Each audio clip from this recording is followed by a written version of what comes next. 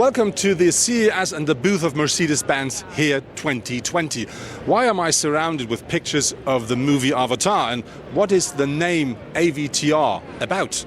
And how will mobility look in the far future? We're going to find out today.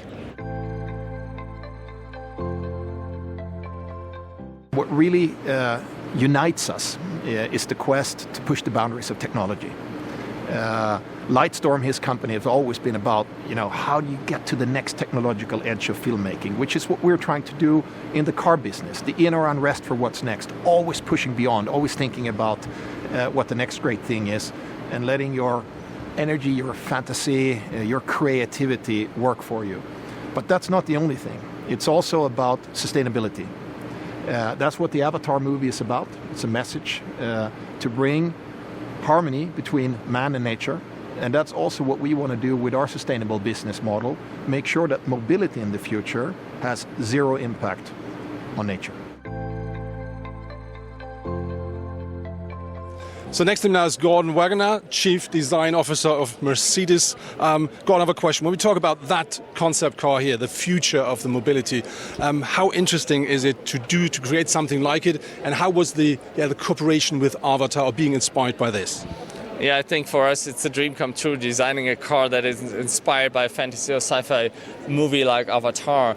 And I think the result is something super futuristic that brings our design philosophy of central purity to an entirely new level, that picks up on many sustainable ideas, whether it's the oval shape that is efficient and in harmony looking, whether it's materials, recycled materials in the interior, and most of all, the interaction system that merges car and driver into one living organism, and that can actually transform you from planet Earth to planet Pandora. So there's so many revolutionary ideas. If you look at these flaps there, they mimic the raising of animals' hair when they move or getting excited. And so this car can communicate with you as it's a living organism. And so there's so many revolutionary stuff here that makes that a very, very special concept car.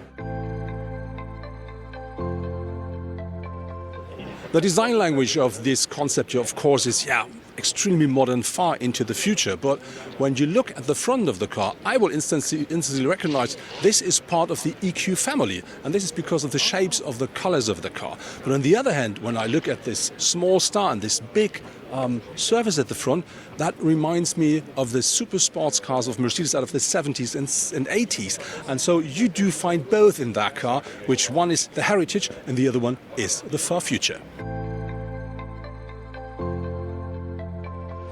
A very important thing with this study here is to get an idea of how the user experience of the interior of the car will be in the future. And this is something I'm going to get explained by an expert now. Well, first of all, when we get into this car and the interior of the Vision AVTR, what is most apparent is that all the traditional user interface elements have disappeared. We no longer have traditional displays or buttons. Everything has merged and is seamless. It's one with the interior. The concept is fully autonomous. We therefore no longer have a steering wheel, but instead have this merge control, with which we can then start to influence autonomous driving, but don't necessarily need to control every single detail of the car going through the environment. We have three different modes. First off, there's the driving, which is mostly autonomous or with more manual intervention when we want it. While we're driving through the environment, we can see that on this large screen up front, which helps us to explore and understand the environments in more detail. The car thereby also shows us additional augmented content, which we might not be able to see. Secondly, we can explore different points of interest in our surroundings in more detail, almost making like a drone flight around them. And thirdly, our entertainment features, in this case, jumping into the world of Avatar. A very important concept is how to interact with the car, and they use a projection on your hand, and you can just by closing your hand, you can choose something, you can swap by just going from one to the other symbol. And this is really interesting. And what I really do like is whenever you have an interaction here, you will feel it in the seats. You get something physical back. If this works in the future for everybody, we will find out later. This concept car, AVTR, of course, is a study, so it's nothing real, and it is something you may see in the far, far future. But important for me is to know what you have to do, what rules you have to follow to create the future of mobility. And about this, I'm now talking to the head of the development department of Mercedes.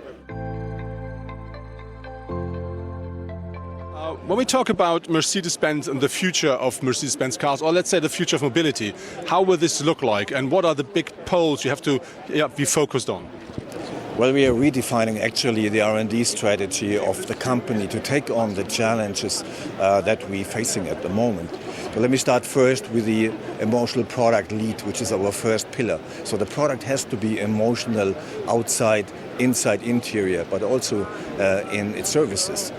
A second pillar is innovation. That's in our DNA, that's in our genes. We are the inventor of the automobile, and that's going to take us into the future. The third important pillar is sustainability. So it's about zero emission, it's about resource conservation, and that's going to take us into the future. The fourth pillar is digitalization. The cars of today at Mercedes, they are created in a digital world. So this saves time, so we are faster to markets, and we are creating also digital products beside the nice physical product that we see here. And the fifth pillar is excellence. And I think that's also part of the DNA of Mercedes, to have excellence in what we do and what we deliver. So for us, it's a holistic approach. So it's CO2 reduction, it's CO2 neutrality in 2039. That's our ambition, 2039. It's emission-free cars in the future, and it's resource conservation, using a minimum of resources out of the earth into our products, and have a full recycling process and to get a kind of a circular economy available in the ultimate stage. We're talking about the future of mobility, and in this case electromobility. The battery is the core thing you have to talk about. And when you think about batteries today, people don't like them so much because, they are not, let's say, environmentally friendly. But you have to know that today the companies can recycle about 95% of the battery already, and very important is that the battery will completely change. So about 2025, they say the battery costs will be about a fifth of what you pay today, and on the other hand, the capacity will increase massively. But I think more important is that the target is to really get rid of all the things they use today, like these special metals for batteries like cobalt, nickel and all this stuff, and they're going to replace this, and so the battery is going to get more environmental friendly.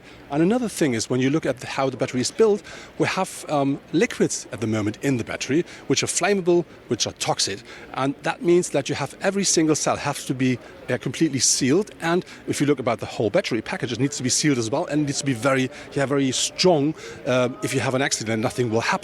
And if you change this so you will not have any liquids anymore, means you can do everything a lot more smaller and a lot more lighter, and that is a very important step to get with the same size of a battery, a lot more of capacity.